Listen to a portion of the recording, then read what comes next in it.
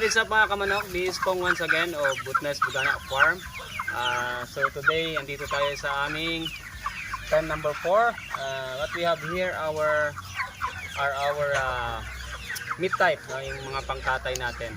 So today, magmo-monitor or mag-checking kami ni Iris ng aming mga pangkatay. So this way, ma-identify natin kung kailan yung mga ating estimated date ng disposal ng ating mga meat type. So nakikita nyo so far halos para-para yung laki nila. So we start to monitor ang weight nila. Alright, so what we have here is our B109 na meat type. So these are half rib na ito, no? So barred at saka, well, barred yung itsura pero yung genetics nito ay half na, hindi na siya pure. So this is pangkatay meat type ito.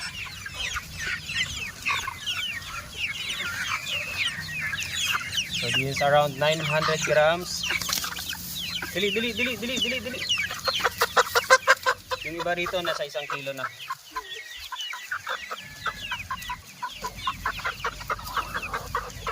Okay. So this is 1 kilo. Actually pag ginano mo to, hindi na sila nagkakalayo sa timbang. Yung iba medyo malalaki. So may 1.1 tayo. Hindi naman nagkakalayo yung mga timbang. So maayos yung maganda yung katawan. So 1.1 din ito. So we randomly check yung kanilang timbang. Kahit mga 5 lang, no? So pipick tayo ng 5 and check natin yung timbang. Dali.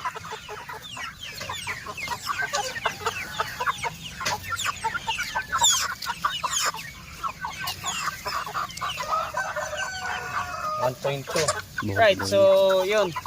Nagre-range yung ating mga manok ngayon ng 900 to 1.2 kilos. So this one, pwede na tayo mag-dispose na ito this week or next week. Right, so yun lang. This is Pong of Butnes Bugana Farm. Once again, thank you for watching.